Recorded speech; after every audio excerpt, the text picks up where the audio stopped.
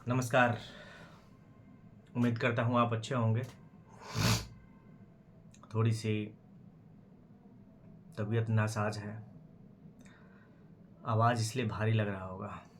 बहरहाल आज आप लोगों ने एसीएस महोदय का जो शनिवार के शनिवार शिक्षा संबंधी बातें करते हैं उसको आप लोगों ने सुना होगा।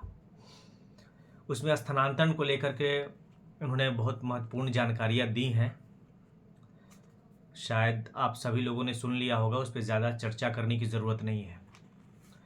जो महत्वपूर्ण चीज़ें हैं आज के लिए वो ये है कि बीईओ की जो बहाली होने वाली है उसका नोटिफिकेशन जून में आने वाला है।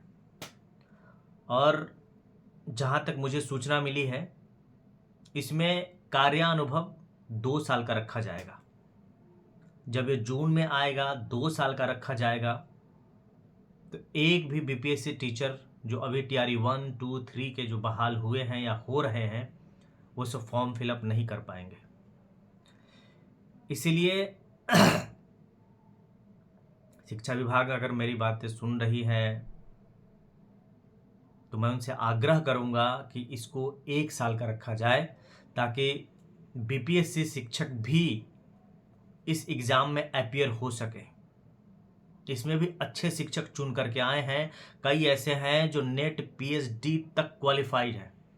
वो लोग अगर बीईओ के एग्ज़ाम में नहीं बैठ पाएंगे तो शायद शिक्षा विभाग एक अच्छे शिक्षकों को प्रखंड शिक्षा पदाधिकारी बनाने से चूक जाएगी। इसलिए मेरा आग्रह है इस कार्य अनुभव को अगर 2 साल रखा गया है तो इसको घटा करके 1 साल रखा जाए ताकि कम से कम टीआरई 1 और टीआरई 2 के बीपीएससी शिक्षक इसमें शामिल हो सके। आगे हैं साथियों की मेल शिक्षकों के स्थानांतरण को लेकर के जो उपापोह की स्थिति बनी हुई है। आपने वीडियो देखा होगा एसीएस महोदय का तो शायद बहुत सारी चीज़ें क्लियर हुई होगी। और आज का अखबार भी आपने देखा होगा तो उसमें भी क्लियर बताया हुआ है कि जून के लास्ट वीक तक, और थोड़ा बहुत डिले हुआ 10 दिन 15 दिन, तो संभवतः ये जुलाई में होगा।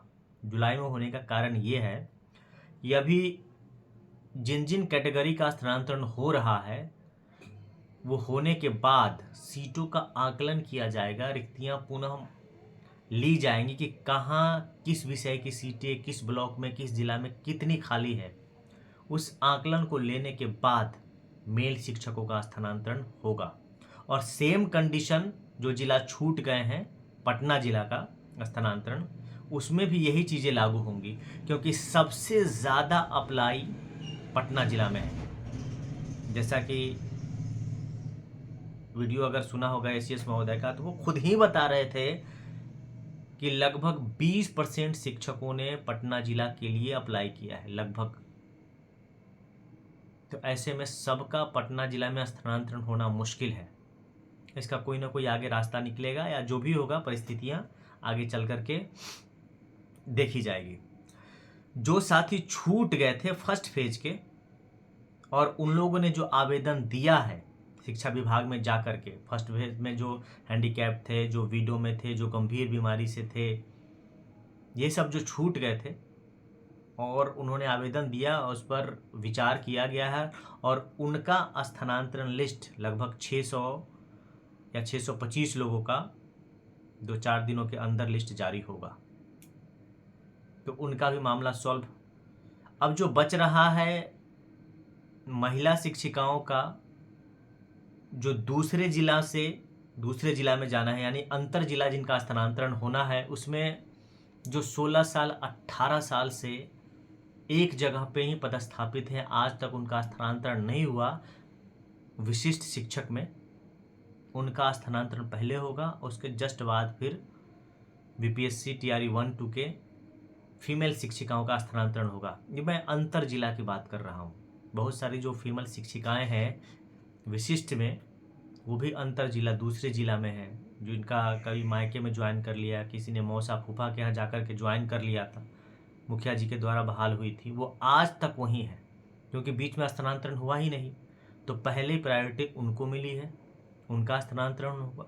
उसके बाद अंतर जिला महिला बीपीएससी टीआरई 1 शिक्षिकाओं का स्थानांतरण होगा।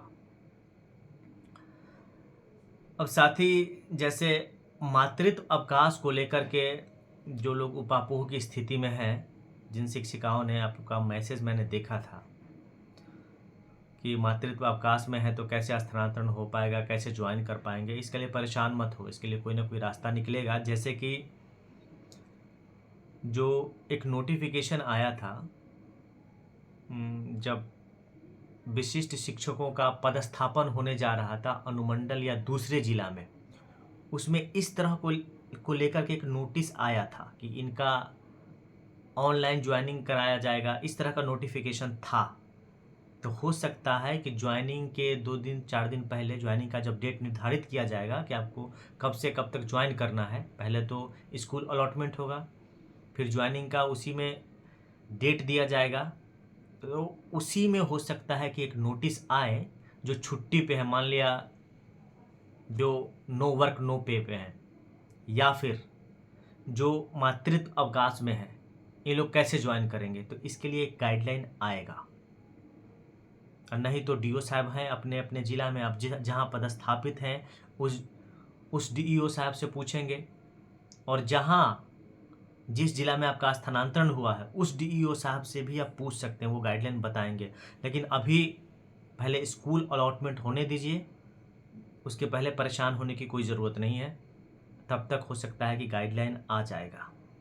फिलहाल साथियों, जो बातें करनी थी मुझे वो तो मैंने आप लोग से शेयर कर लिया सूचना, लेकिन अब बात उनका जिन्होंने जिस दिन लेटर वायरल हुआ था मेरे स्पष्टीकरण का, उस दिन उस लेटर के साथ कुछ कुछ लिख करके जिन लोगों ने अपने अपने ग्रुप में, चाहे जो उनका पोर्टल है, न्यूज़ पोर्टल है या यूट्यूब पे भी, वो सारी चीज़ें हमने खंगाला है, देख लिया है। और जिनके नाम से आईडी है या व्हाट्सएप ग्रुप में जो लोग एडमिन बने हुए हैं, उनके घर का एड्रेस तक आ गया है। डिफेमेशन केस करने जा रहा हूँ, फ्राइडे को फाइल करने जा रहा हूँ। कोई मजाक नहीं चल रहा है ना, किसी के बारे में आप कुछ बोल देंगे। अगर मुझसे गलती हुई थी, शिक्षा विभाग को लेकर के सिर्फ एक सेंटेंस बोला था मैंने, अपना अपॉलजी लेटर मैंने दिया है, मैंने सॉरी भी बोला है। विभाग का जो फैसला करना होगा, अपना लेटर जारी करेगी, उनको फैसला लेना है। लेकिन आप लोग जो अपने तरीके से अनाप शनाप जो बक देते हो, ये कोई मजाक थोड़ी चल रहा है। तो तैयार रहिए, फ्राइडे को केस फाइल करने जा रहा हूँ। 15 दिन 20 दिन 1 आध महीना में नोटिस पहुंचेगा आपके घर तक। फिलहाल बातें करेंगे। और हाँ, जिन साथियों ने वीडियो जो देख रहे हैं बीपीएससी शिक्षक, जिनको मुझ पर विश्वास है, उनसे आग्रह करता हूं कि वीडियो को लाइक, सब्सक्राइब और शेयर ज़रूर करें। धन्यवाद। फिर बातें करेंगे अगले वीडियो में।